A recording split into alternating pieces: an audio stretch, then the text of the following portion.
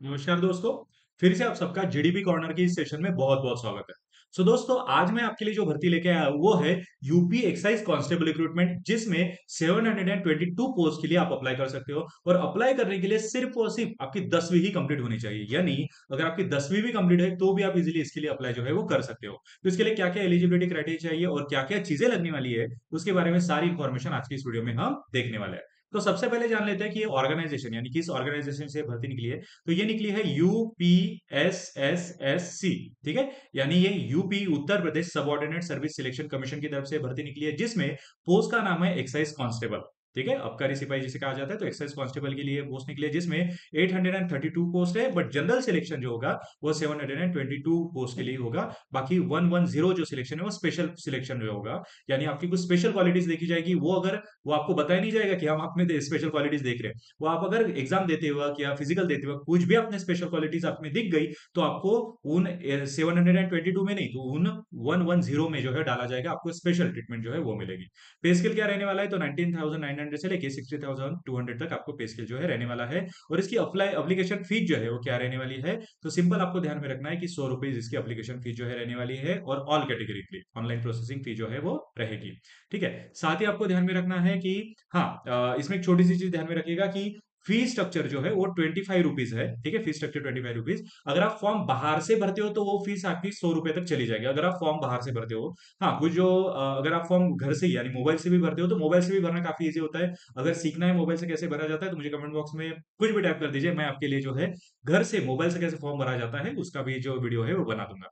तो आपको अगर बताना पड़ेगा कि आपको मोबाइल से फॉर्म भरना है या नहीं। वैसे नॉर्मली अगर मोबाइल से फॉर्म भरते हो तो आपको सिर्फ 25 रुपीज ही पड़ेंगे, अगर बाहर जाके फॉर्म भरते हो तो आपको 100 रुपए से ऊपर जा सकते हैं। ठीक है, ऑनलाइन एप्लीकेशन की स्टार्ट डेट क्या रहने वाली है, तो ऑनलाइन एप्लीकेशन की स्टार्ट डेट रहने वाली है 4/6/2026। और लास्ट डेट क्या रहने वाली है, 24/6/2026, यानी लास्ट ये दिन तक आप जो इस फॉर्म जो है वो भर सकते हो। ठीक है, उसके बाद इसमें एजुकेशन क्वालिफिकेशन क्या लगने वाली है, तो एजुकेशन क्वालिफिकेशन भी ध्यान में रह लीजिएगा।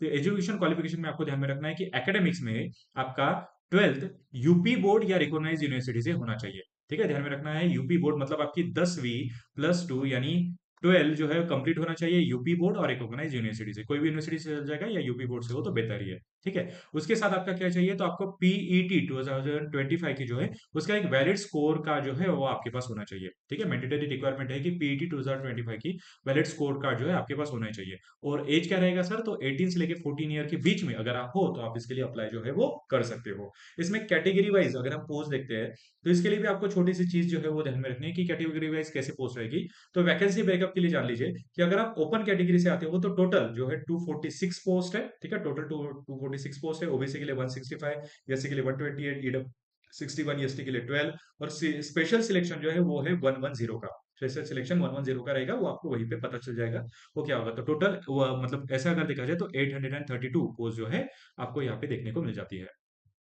उसके बाद सिलेक्शन प्रोसेस कैसे होने वाली है, तो सिलेक्शन प्रोसेस के लिए आपको फिजिकल स्टैंडर्ड भी मेंटेन करना पड़ेगा। साथ ही आपको स्टेज 1 में शॉर्ट लिस्टिंग बेस पे ही, यानी पीईटी में जो आपके मार्क होंगे ना उसी के बेस पे आपको सिलेक्ट किया जाएगा। उसके बाद आपको मेंस एग्जाम जो है वो देनी है, उसमें 100 एमसीक्यूज रहेंगे, जिसमें 55 मार्क्स के जीएस के क्वेश्चन रहेंगे और 15 मार्क्स के आईटी या कंप्यूटर के क्वेश्चन जो है रहने वाले हैं। निगेटिव मार्किंग जो है वो 0.25 मार्क्स की रहने वाली है, जिसमें स्टेज 2 अगर आप क्रैक कर जाते हो तो स्टेज 3 रहने वाला है फिजिकल स्टैंडर्ड टेस्ट यानी पीएसटी, जिसमें मेल की जो हाइट है वो 167.6 सेंटीमीटर होनी चाहिए और फीमेल के लिए 152 सेंटीमीटर होनी चाहिए। और स्टेज 4 जो है वो है पीईटी यानी फिजिकल एफिशिएंसी टेस्ट, जिसमें मेल के लिए 4.8 किलोमीटर 25 मिनट्स में जो है आपको रन करना है, और फीमेल के लिए 2.4 किलोमीटर जो है 14 मिनट में आपको रन जो है वो करना है। तो ये क्राइटेरिया आपको फुलफिल करना पड़ेगा। ठीक है, फाइनल मेरिट जो है वो आपके पूरे मेंस के रिटर्न एग्जामिनेशन जो है उस पे ही लगने वाला है। तो टोटल जो मार्क्स होंगे उस पे ही आपका सिलेक्शन जो है वो हो जाएगा। ठीक है, उसके बाद फिजिकल स्टैंडर्ड रिक्वायरमेंट में ध्यान में रखिएगा, जैसे मैंने अभी भी थोड़ी देर पहले बताया था कि मेल के लिए ऑल कैटेगरी जो होती है उनके लिए 167 जो है मेल के लिए रहेगा। और चेस्ट जो है आपको पहले 80 सेंटीमीटर तक रखनी है, और वहीं पे ही आपको 85 सेंटीमीटर तक उसे फुगानी है, यानी 5 सेंटीमीटर ज्यादा होनी चाहिए फुला के।